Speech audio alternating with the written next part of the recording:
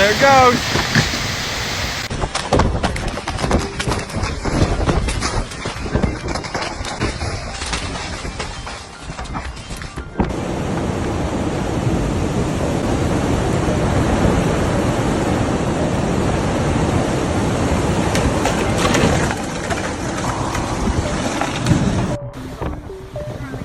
Oh my god! Oh my god!